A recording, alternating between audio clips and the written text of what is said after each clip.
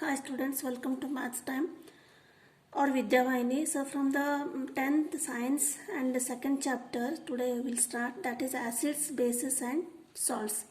So these are the revision notes, or I will cover each and everything, concept, definition and chemical reactions and whatever there is in the textbook, in the NCERT textbook, all I will cover through revision. I will not go detail, but if you read once this notes, you will be revised everything.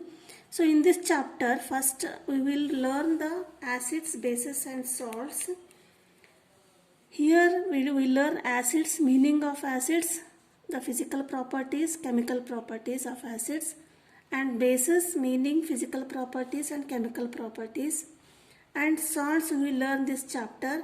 So what are salts and which types of salts are there, and some salts are there in your textbook, that is common salt, bleaching powder, baking soda, washing soda, plaster of Paris and gypsum. So we will learn this common chemical formula, its preparation and its uses. And next point is pH scale. So the meaning of pH scale, the classification of acids, bases and salts on depending upon pH scale. So first is acids. So we will learn the physical properties of acids. So what are acids? So acids are the substances which are sour taste. Sour taste means in Hindi we will call it as a khatta, or the taste of lemon, and they are called sour taste. Next, acids give H plus ions in aqueous solution. So what is the meaning of aqueous solution? Aqueous solution means when the acid is mixed, dissolved in the water, then it is called aqueous. So what it gives, when acids are dissolved in the water or the solution, they give H plus ions. So the meaning of this is acids mixed in water, acids release H plus ions. What they release? H plus ions in aqueous solution. So based on this we can define acids as acids are the substances which release H plus ions in water are called acids. So what are acids? And what are acids means you have to write acids are the substances, you have to write this. Next one, so what again, physical properties of acids, again another one is there. Most acids are corrosive in nature. Corrosive in nature means if we touch the acids, or they will give us burning sensation, so they are called corrosive in nature. And acids turn blue to red litmus. So it color litmus paper, it is a test. Acids turns blue to red. And next one is aqueous solution conducts electricity. If we add acid in the aqueous solution, it conducts electricity. So whenever electrolysis takes place, or whenever we pass electricity through the water, some drops of acids are added to the solution, so that the acids are the good conductors of electricity. Now coming to the next, acids are divided into two types. One is strong acid and one is weak acid. Strong acid means what? The acids which completely dissociate in water and produce H plus ions readily in water are called strong acids. So each and every term you have to understand here. The acids which completely dissociate in water. So when we add acids in the water, they will completely dissociate. So what is the meaning of dissociate here? They produce H plus ions readily. Readily means more. Readily means more. When the acids are added to the water, the acids produce H plus ions readily, means more H plus ions. Such are called strong acids. So example, hydrochloric acid and H2SO4. Suppose HCl, it is added to water. H plus ions are released in the more quantity. So these are called strong acids. Next, coming to weak acids. Weak acids are the acids which partially, here completely, here partially dissociate in water. And when we add acids to the water, weak acids to the water, they dissociate partially, and readily produce H plus ions partially, not readily, they produce partially. Partially means not more, rare. H plus ions in water, they are called weak acids. Example, acetic acid and oxalic acid. So these are the two types of acids. And another, coming to the next words, concentrated acid and weak acids. So what is the meaning of concentrated and weak acids? Here strong acid, weak acid means acids are dissolved in the water. Here concentrated, the quantity of acids is more and the amount of water is less. So we add acid plus water. So if the quantity of acid is more and quantity of water is less, then they are called concentrated acid. The quantity of acid is less and water is more, then they are called weak acids. So dilution of acids. What is dilution of acids? The addition of water to acids is called dilution of acids. So how to dilute acids again? So dilution of acid is also a procedure.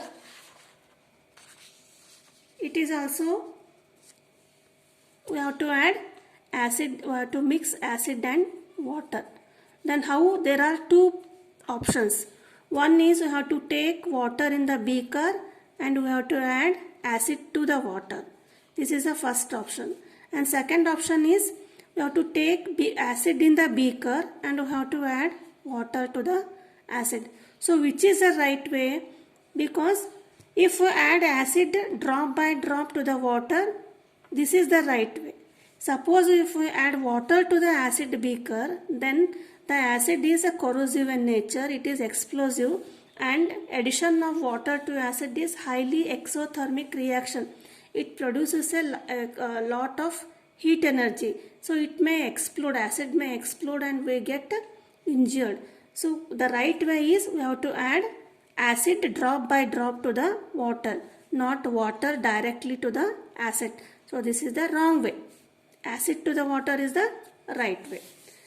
Next, bases. So we have studied the physical properties of the acids.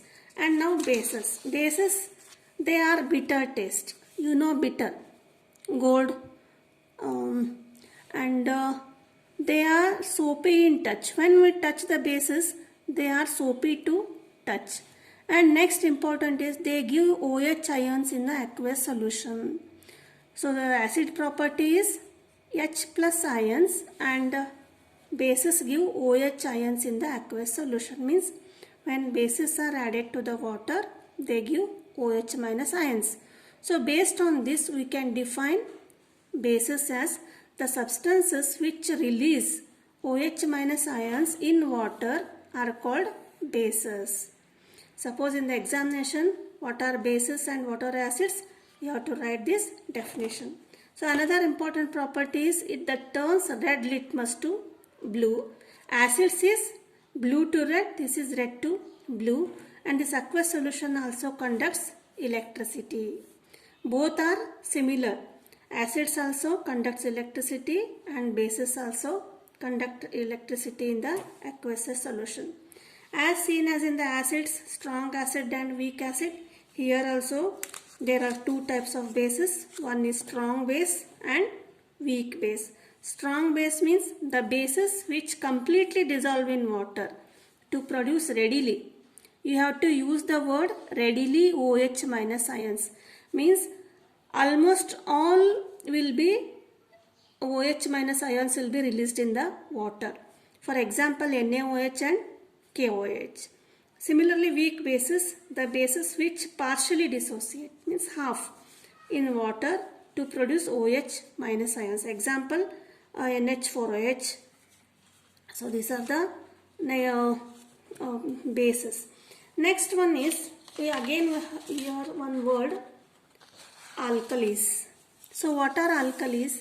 Alkalis, these are also the bases which are water soluble. So if we dissolve these substances in the water, they fully dissolve in the water. So they are called alkalis. Next is how to identify acids and bases. We know the acids are sour in taste and bases are bitter in taste, and they are readily release H plus ions and these release OH minus ions. These are soapy in touch. But how to identify these are exactly the acids and bases? For that we use indicators. So indicate means these indicate which are the acids and which are the bases. In indicators are the substances which change their color in the acids and bases while testing. Color and smell. So there are three types of indicators. One is natural indicators which are available in the nature. Second one is synthetic indicators. These are man-made indicators. These are the olfactory indicators. These are identified by the smell, olfactory glands. These are finds in the nose.